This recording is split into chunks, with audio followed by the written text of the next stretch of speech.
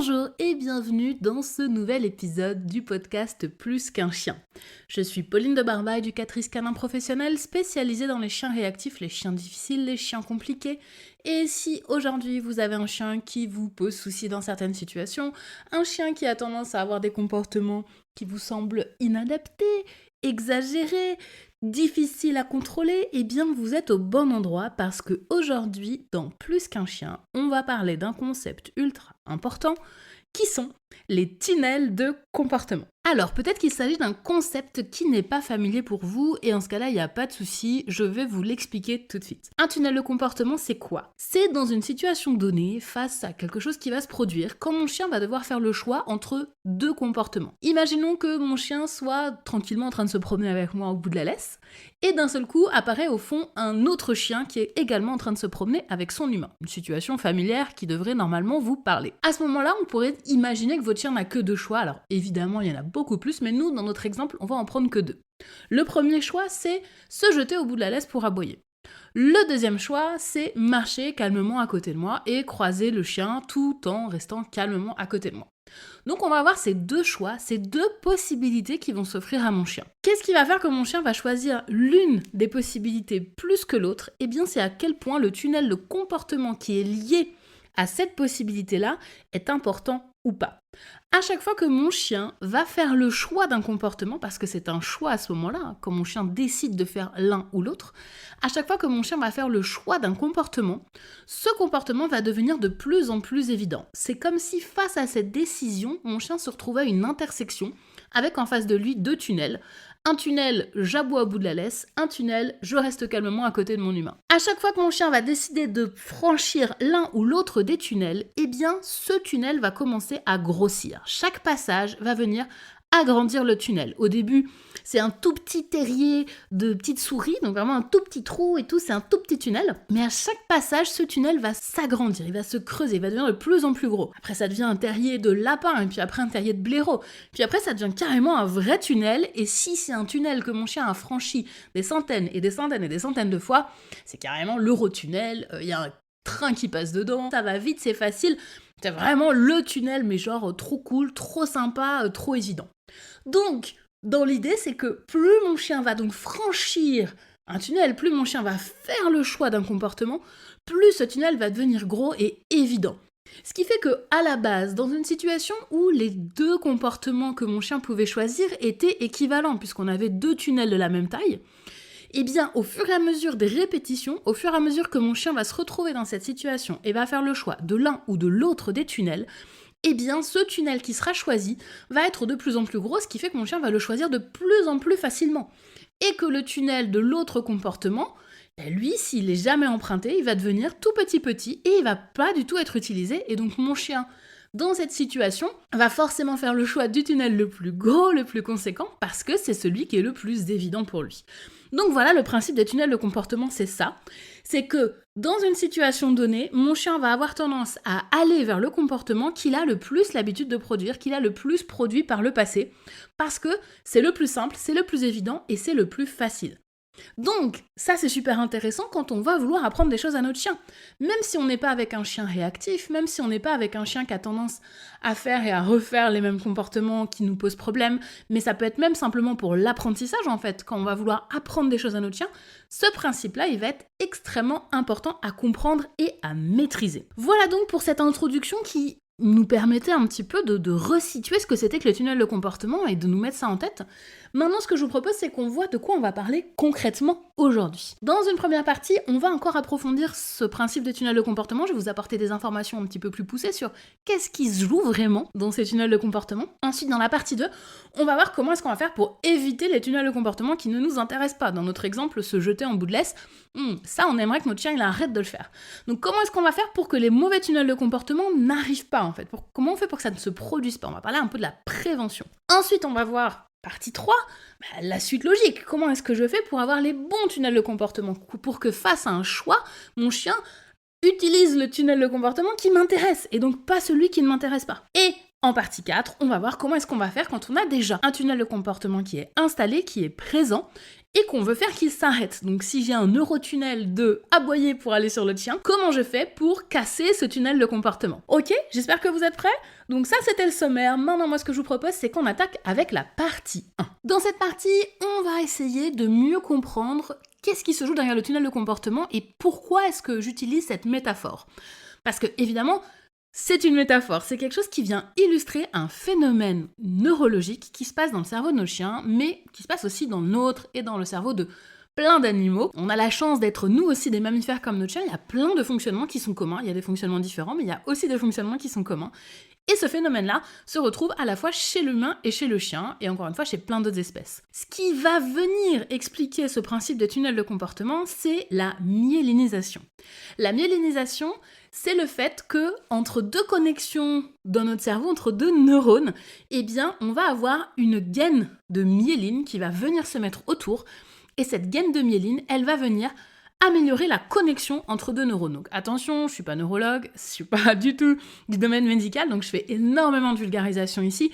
Bien entendu, c'est sûrement beaucoup plus complexe et beaucoup plus fin que ça, mais là, l'idée, c'est vraiment de vous donner les clés pour que vous compreniez ce qui se joue. Si vous avez envie d'aller creuser, vous pouvez tout à fait le faire et chercher des informations complémentaires. Moi, mon but, c'est de vous montrer que ce principe-là, il se retrouve directement dans le cerveau de notre chien. C'est-à-dire, c'est pas juste une hypothèse, une idée, une théorie, c'est concrètement ce qui se passe dans la tête de nos chiens. Donc cette myéline, cette gaine qui va venir améliorer la connexion entre les terminaisons nerveuses, elle va faire que ces différentes stimulations, elles vont se faire de plus en plus facilement. Plus la connexion va être stimulée, plus elle va être sollicitée, plus la gaine va grossir. Donc c'est exactement cette image du tunnel de plus j'utilise une connexion, plus elle devient rapide, efficace, parce qu'elle est de plus en plus sollicitée, la gaine de myéline est de plus en plus épaisse, et donc le passage se fait de mieux en mieux. À l'inverse, quand il va y avoir des connexions qui ne vont plus être stimulées, eh bien la gaine de myéline, elle va diminuer, ce qui va faire que le traitement sera moins efficace, sera moins rapide et donc fonctionnera beaucoup moins bien.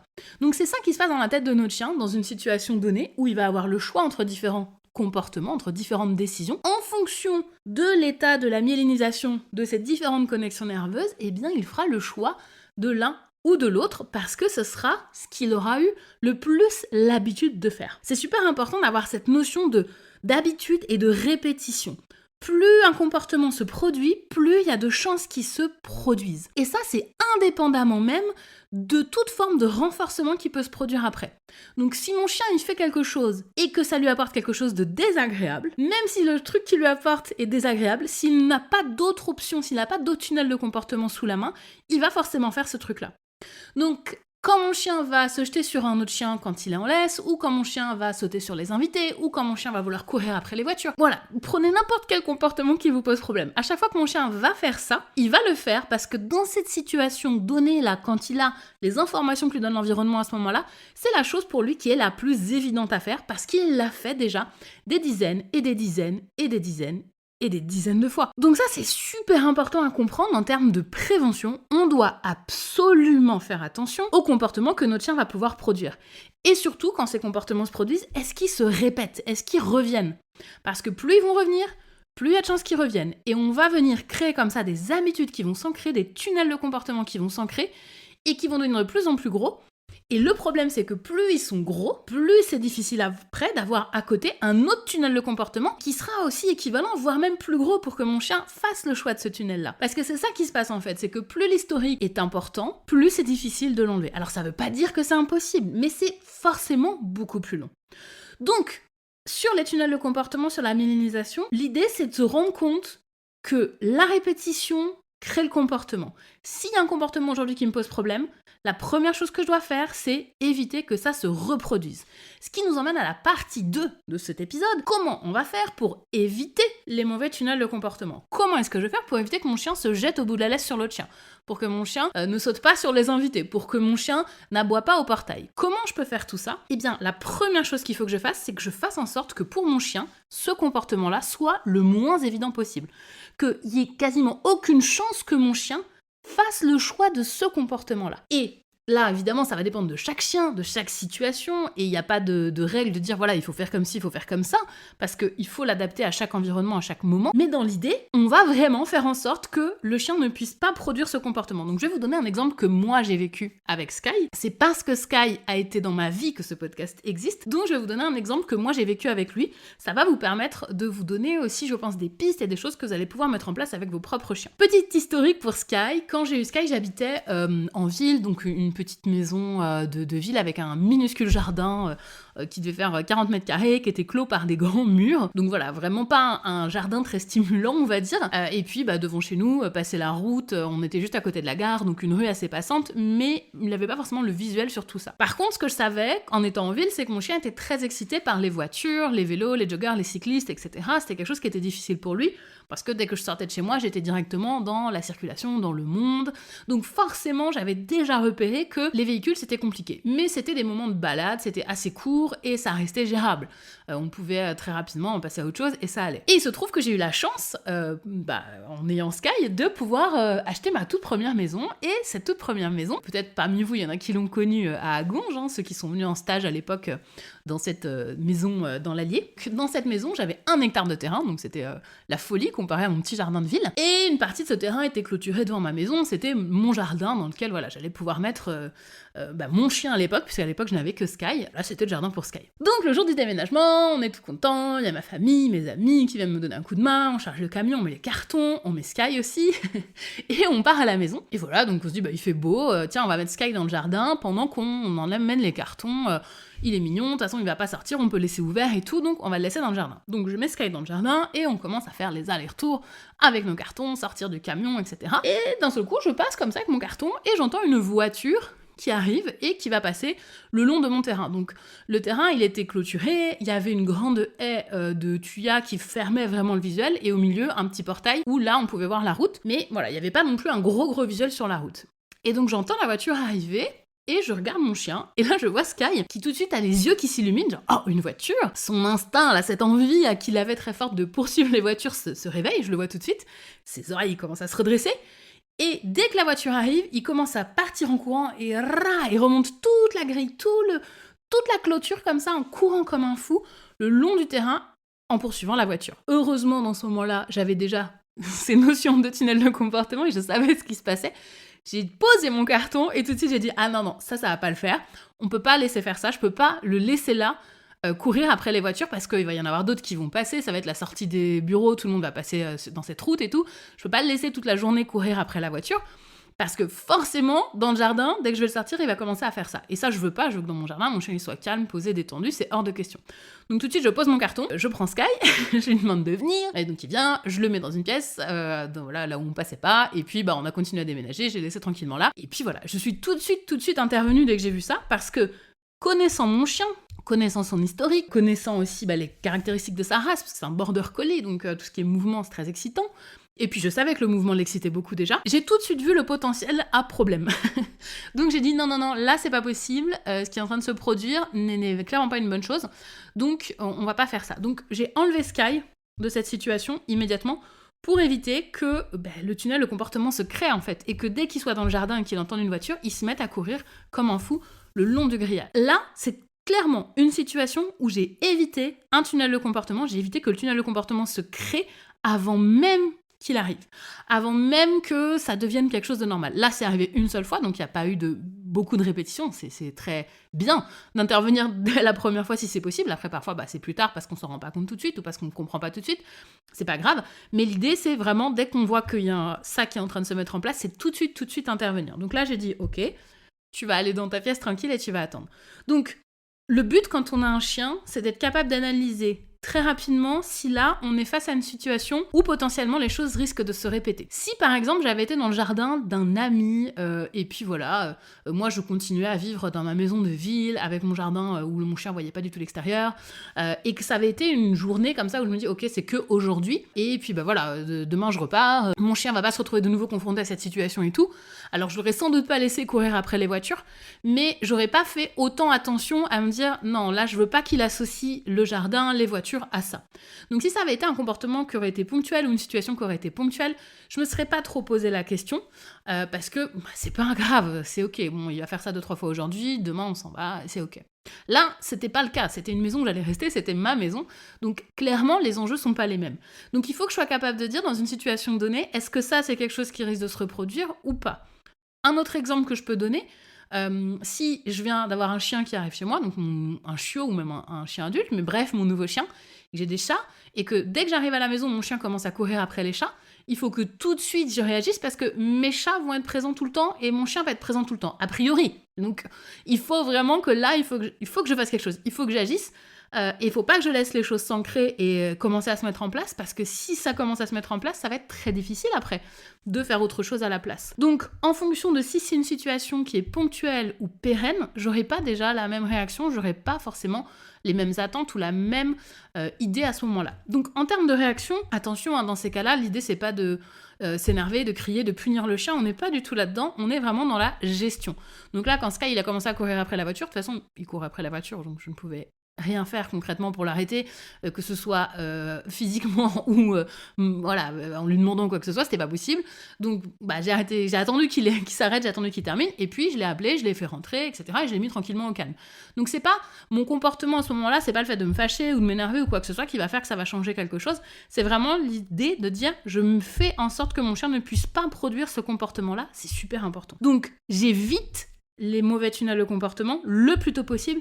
Ça, c'est primordial. Ensuite, si je ne fais que ça, si je ne fais que éviter le mauvais tunnel de comportement, eh bien ça ne va pas arranger les choses, parce que ok, on évite que le mauvais tunnel de comportement se crée ou s'agrandisse, mais si à côté j'ai pas un autre tunnel qui va venir se mettre à la place, mon chien va pas changer son comportement. Ça va pas être possible. Donc, pour que mon chien puisse faire le choix d'un autre tunnel, il faut que je crée un autre tunnel à la place, et un tunnel qui m'intéresse. Ce qui nous emmène à la partie 3. Comment je vais créer des bons tunnels de comportement ? Eh bien, de la même façon que je gère mon environnement pour éviter que les mauvais tunnels se produisent, je vais gérer l'environnement pour créer des bons tunnels de comportement à la place. Des tunnels de comportement qui m'intéressent, où mon chien, dans une situation donnée, va pouvoir faire le choix du tunnel de comportement qui, moi, me paraît le meilleur pour lui. Donc évidemment, quand je parle de bon ou de mauvais, ce sont des choses qui vont être complètement des valeurs que nous, on va mettre en tant qu'humains. Pour le chien, il n'y a rien de bon, il n'y a rien de mauvais en soi. Par contre, il y a quand même des choses qui vont dans le bien-être de mon chien, il y a des choses qui vont dans le sens du mal-être de mon chien. Clairement, courir après des voitures le long d'une clôture, ça n'apporte aucune forme de bien-être à mon chien, c'est assez évident que non, on va pas laisser faire ce genre de choses. À l'inverse, rester calme dans le jardin, ça serait un bon tunnel pour nous. Donc je vous laisserai juger des bons et des mauvais tunnels de comportement pour vous et pour votre chien, mais dans l'idée, si je veux créer un bon tunnel de comportement, il faut que je crée un environnement, une situation, il faut que je mette mon chien dans un contexte qui fait que ce tunnel-là est le plus évident à prendre. Donc, si je reprends l'exemple de Sky, du jardin et du fait de courir après les voitures. Donc, comme je le disais, au moment de la sortie du bureau, c'est là où il y avait le plus de passages, c'est là où il y avait le plus de mouvement parce que les gens repartaient de la ville pour aller dans leur maison et je savais que le matin et le soir, en gros le matin vers 8h, 8h30 et le soir à partir de 17h, il y avait du monde qui passait. Alors quand je dis du monde, ça restait la campagne. Mais voilà, il y avait quand même plusieurs voitures qui allaient se suivre, forcément ça allait toutes les 5-10 minutes, avoir quelqu'un qui allait passer. Première chose que je fais, c'est déjà, je ne mets pas mon chien dehors à ces horaires-là. Parce que, évidemment que là, c'est les situations les plus favorables pour que ça arrive. Par contre, je mets mon chien dehors à des moments où il y a quasiment pas de voiture qui passe, j'en suis certaine. Et surtout, je mets mon chien dehors quand je suis présente. Parce que si je le mets dehors et puis que je fais autre chose, il y a de grandes chances que il se passe des trucs et que moi je puisse pas intervenir. Que ce soit intervenir parce que il prend un mauvais tunnel ou intervenir parce qu'il prend un bon tunnel de comportement. Parce que même si les tunnels de comportement se construisent indépendamment de toute forme de récompense, le fait de récompenser va permettre d'améliorer le tunnel et que le tunnel se creuse plus vite quand même. Donc j'ai intérêt à récompenser mon chien quand il va choisir le tunnel de comportement qui m'intéresse. Donc dans le cas de Sky et du jardin, mon objectif c'était rester tranquille dans le jardin, faire sa petite vie, renifler, coucher, dormir, etc. Et quand une voiture arrive, rester tranquille aussi, rester détendu. Donc ce que j'avais mis en place, c'est que pendant plusieurs jours, donc c'était une période où il faisait beau quand j'ai déménagé, donc j'allais dehors avec lui à chaque fois, donc il sortait jamais seul au début, j'allais avec lui dans le jardin et je le récompensais régulièrement quand il était calme, quand il reniflait, quand il faisait sa petite vie. Bref, je faisais en sorte que dans le jardin, les comportements choisis soient des comportements de calme. Ensuite, j'ai volontairement travaillé en présence des voitures pour renforcer les comportements qui m'intéressaient. Et dans ces situations-là, Je voulais absolument éviter qu'il puisse courir le long de la clôture, donc qu'est-ce que j'ai fait? Je l'ai pris en laisse. Donc j'ai pris une laisse assez longue avec son harnais, et il était en laisse, ce qui faisait que quand les voitures passaient, le tunnel de comportement de courir le long de la clôture, il pouvait pas le faire vu qu'il était attaché, et du coup il pouvait faire d'autres choix que moi je pouvais renforcer. Donc ça pouvait être rester immobile et pas forcément courir après la voiture, me regarder, se coucher dans l'herbe, et à ce moment-là, être récompensé pour avoir fait ces choix-là. Et seulement une fois ensuite, enlever la laisse, enlever le harnais et pouvoir récompenser de nouveau la même chose. Et ça, c'est vraiment des étapes qui sont indispensables parce que souvent, on n'a pas cette patience-là en fait. On voudrait que le chien, tout de suite, il ait les bons comportements, il ait les bonnes réactions, il se comporte de la bonne manière. Mais c'est pas possible parce que dans la situation donnée, le tunnel actuel, c'est l'autre comportement qui existe. C'est pas celui que nous on veut. Si je reprends l'exemple du chien qui se jette sur les autres chiens en bout de laisse, si je mets mon chien en présence d'autres chiens et que je croise comme ça d'autres chiens, il va forcément se jeter en bout de laisse. Parce qu'il n'y a pas un autre tunnel de comportement à la place qui a été créé. Donc il faut d'abord que je crée mon tunnel de comportement qui m'intéresse, mais celui-là, je dois le faire en dehors de la présence d'un autre chien. Je dois le faire en dehors de la présence de la balade, peut-être même, ou même parfois de la laisse, parce que pour certains chiens, c'est la laisse qui va être aussi favorable à l'apparition des comportements. Ça, c'est un truc dont on parlera, c'est sûr. La laisse, hyper important quand on a un chien réactif, il y a beaucoup de travail à faire avec et souvent on le fait pas du tout et on crée encore plus de réactivité. Quand j'ai un chien qui se jette sur les autres chiens, je peux pas créer un nouveau tunnel de comportement qui m'intéresse en présence des autres chiens. C'est pas possible parce que en présence des autres chiens, le comportement que mon chien va vouloir faire, c'est se jeter sur les autres chiens. Donc d'abord je crée le tunnel qui m'intéresse, comme moi avec Sky dans le jardin quand il n'y avait pas de voiture, et là avec mon chien quand il n'y a pas d'autres chiens. Donc qu'est-ce que je veux que mon chien fasse quand je croise un autre chien ? Alors là, c'est vous qui décidez, c'est pas moi qui vais vous le dire, mais ça peut être me regarder, marcher tranquillement à côté de moi, rester assis, peu importe. Et ce truc-là, il faut déjà qu'il soit construit et qu'il soit bien construit dans plein d'autres situations et que mon chien en fasse le choix. Et ça, c'est aussi très important. On en parlera, je pense, dans un prochain épisode parce que sinon celui-là va durer des heures, mais c'est très important que le chien fasse le choix de lui-même. C'est-à-dire, je ne vais pas lui dire assis, couché ou je ne sais quoi. C'est que le chien se dise « Ah, il se passe ça ». Donc je fais ça. Par exemple avec Sky, toujours, quand on croisait des vélos, des joggers, des voitures, des véhicules, etc., qu'il était en liberté, je lui avais appris à se coucher instantanément, sans que je lui demande. Il n'y avait pas besoin de lui dire ce qu'il était censé faire, il savait ce qu'il devait faire, le tunnel de comportement, il était existant, il n'y a pas besoin que je demande quoi que ce soit. Dans cette situation-là, il sait « je me couche ». Ou par exemple avec Sunny, donc ma cocker, pour elle, dans cette situation similaire, elle va revenir vers moi. Encore une fois, c'est pas des choses que je vais demander, c'est des choses que mes chiens font spontanément, qui choisissent de faire spontanément, sans que j'ai besoin de leur demander. Pas par magie, pas parce qu'ils sont hyper forts, même s'ils sont très forts mes chiens, parce que je suis leur première fan évidemment, mais voilà, ça reste des chiens. Donc forcément, ils feront au naturel des trucs qui sont pas forcément ce qu'on attend d'eux. Donc dans l'idée, c'est par l'entraînement et par le travail que je peux obtenir ce genre de choses. Et c'est tout à fait possible, et c'est très simple de le faire. Et surtout quand on le fait, ça permet d'avoir un chien qui va être attentif, qu'on va pouvoir lâcher même s'il est réactif, qu'on va pouvoir emmener partout, parce qu'on sait qu'on peut lui faire confiance. On sait qu'il va être capable de choisir le bon tunnel de comportement. Donc ça, c'est vraiment quelque chose pour moi qui est primordial, et c'est un des premiers trucs que je apprends à mes élèves dans Relax Max. Donc Relax Max, c'est mon programme qui est dédié aux personnes qui ont des chiens réactifs, des chiens difficiles, des chiens qui ont des problèmes, et c'est vraiment un truc qu'on apprend dès le début, c'est on va apprendre à notre chien à décider des choses, et on va l'aider à prendre ses bonnes décisions, et on va le récompenser quand il prend ses bonnes décisions, et on va pas essayer d'être toujours dans le contrôle ou de lui dire quoi faire. Alors bien sûr, on veut que nos chiens ils nous écoutent quand on leur dit quelque chose, quand on les rappelle, quand on leur demande de se coucher, n'importe quoi. Évidemment, on veut qu'ils soient capables de le faire, c'est important, ça nous aide pour plein de trucs. Mais on veut aussi que d'eux-mêmes, ils soient capables de prendre des décisions.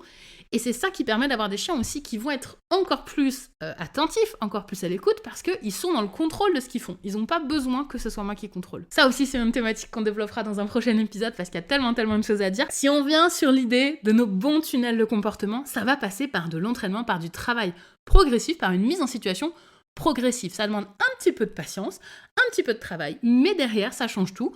Moi, après ces 15 jours, peut-être même 3 semaines avec Sky, et derrière, j'avais un chien qui pouvait rester dans le jardin sans courir après les voitures pour tout le reste de sa vie. Oui, c'était un petit peu contraignant pendant quelques temps, mais derrière, le jeu en valait largement la chandelle. Donc, les bons tunnels de comportement, c'est vraiment mon objectif numéro 1, c'est ce sur quoi je dois me concentrer systématiquement. Comment je crée chez mon chien les tunnels de comportement qui sont intéressants. Parce que si on est focus uniquement sur comment j'évite les mauvais, je suis pas en train de créer quelque chose, je suis juste en train d'essayer d'éviter les problèmes. Alors éviter les problèmes c'est important, vous l'avez compris, mais qu'est-ce que je veux à la place, c'est encore plus important. Donc mon focus, il doit être vraiment, vraiment là-dessus. Maintenant, si aujourd'hui vous avez un chien qui a déjà un énorme tunnel de comportement dans quelque chose, et un tunnel de comportement que vous voulez casser, on va voir comment est-ce qu'on va faire, c'est la partie 4 de cet épisode, parce que je pense que là vous êtes en train de vous dire, ah bah oui, là je vois telle situation pour mon chien, il y a un énorme tunnel de comportement. C'est-à-dire que à peine la situation se produit, mon chien, clac, il a déjà fait le choix de faire un truc, et ce truc est tellement évident, d'ailleurs, je me dis, c'est pas possible qu'il fasse autre chose, tellement c'est évident qu'il fasse ça à chaque fois, parce que c'est vraiment le truc qu'il fait systématiquement. Donc ça, c'est normal, ça arrive, ça veut dire qu'il y a un très gros historique derrière d'avoir fait ce comportement-là pendant des répétitions et des répétitions et des répétitions. Donc parfois, on est sur des chiens qui font ça depuis des années. Moi, par exemple, dans Relax Max, on a des chiens tous les ans qui ont 10, 11, 12 ans, et parfois qui ont 10, 11, 12 ans de réactivité derrière eux, quoi. Donc c'est des choses qui sont là depuis longtemps, mais c'est pas pour autant qu'on peut pas améliorer les choses. Donc si j'ai un énorme tunnel de comportement qui est en place, que mon chien va choisir à chaque fois, se jeter en bout de laisse, courir après les voitures, sauter sur les gens, aboyer sur le chat, peu importe, où je sais que là, à chaque fois ça va arriver, la première chose qu'il faut que je fasse, c'est barricader ce tunnel. Il ne faut plus que mon chien puisse faire le choix de ce tunnel-là. C'est hyper important. Donc là, c'est de la gestion de l'environnement, c'est de l'anticipation, c'est faire les choses autrement, mais il faut absolument que ce soit plus possible que mon chien fasse ça. Donc soit je gère mon chien, soit je gère ce qui se passe autour, mais en tout cas, je mets plus mon chien dans cette situation-là, c'est indispensable, parce que vous l'avez compris, à chaque fois que mon chien prend ce tunnel grandit, il grandit, il grandit. Quand le temps passe et que mon chien n'utilise plus ce tunnel, le tunnel va commencer à diminuer. Et donc là, c'est ça qu'on veut, nous, c'est diminuer le tunnel. Donc il faut absolument que le chien ne puisse plus rentrer dedans. Alors parfois, ça peut arriver qu'on ne gère pas tout comme il faut et que le chien repasse dans le tunnel. C'est pas grave, ça veut pas dire que tout de suite le tunnel va reprendre sa taille initiale et qu'il va devenir énorme d'un seul coup. Non, vous avez de la chance, c'est pas le cas, ça va revenir un petit peu plus, mais pas comme c'était à l'état initial. Mais malgré tout, l'idée c'est vraiment qu'on évite ça. On évite que le comportement puisse se reproduire et se reproduire et se reproduire encore. Donc ça c'est vraiment la première chose. Barricadons ce mauvais tunnel. Si jamais le chien l'emprunte quand même, on essaye de le stopper tout de suite. Donc, encore une fois, ça sert à rien de crier, de s'énerver, de se fâcher, c'est pas ça qui va changer les choses. Ce qui va changer les choses, c'est une interruption immédiate de ce qui est en train de se passer. Donc, mon chien, il est en train de vouloir courir après les voitures dehors. Ok, qu'est-ce que je peux faire là tout de suite pour que ça s'arrête ? Parfois, je peux rien faire. Parfois, je peux faire quelque chose. Donc, peut-être que je peux le bloquer. Si je me mets sur son passage, du coup, il va s'arrêter.